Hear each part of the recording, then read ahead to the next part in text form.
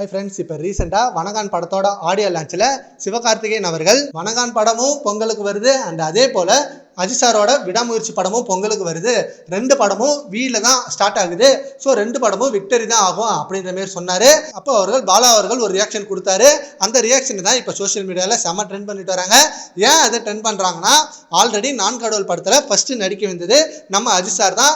But சில பிரச்சனைகளால் Ajith sir அதுக்கப்புறம் விலகிட்டாரு. Next Arya அவர்கள் அந்த ரோலில் நடித்தார். அது மிகப்பெரிய பிரச்சனையாக போயிட்டு இருந்தது.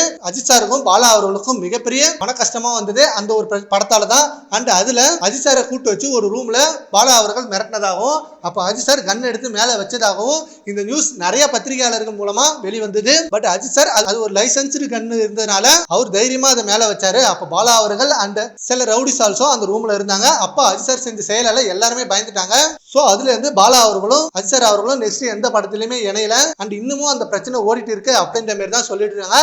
இப்போ அதனாலதான் பாலா அவர்கள் அந்த மாதிரி ரியாக்ஷன் கொடுத்தாரு அப்படின்ற மாதிரி இப்போ நியூஸ் போயிட்டு இருக்கு. பட் நம்ம தல அஜித் சார் பத்தி நம்ம எல்லாருக்குமே தெரியும். ஸோ இதுக்கும் நம்ம தல அஜித் சாருக்கு எந்த சம்பந்தமும் இல்லை. நம்ம தல அஜித் சார் அவர் உண்டு, அவர் வேலை உண்டுன்னு கரெக்டா இருக்காரு. இக்னோர் நெகட்டிவிட்டின்றத அவர் தான் ஃபர்ஸ்ட் யூஸ் பண்ணது. பட் நம்ம தல அஜித் சார் படத்து கூடயே இப்போ வணங்கான் படமும் வரது எல்லாருக்குமே மிகப்பெரிய மகிழ்ச்சி தான். ஏன்னா சேம் டேல நிறைய படம் வரணும் அப்படின்றது சினிமா லவர்ஸோட ஆசை தான். சர்வ வணங்கான் அண்ட் நம்ம விடாமுயற்சி சேம் டேல ரிலீஸ் ஆகுது. அதை பத்தி உங்க ஒப்பீனியனை நம்ம கான்வர்ஸ்ல கமெண்ட் பண்ணுங்க. Thank you friends.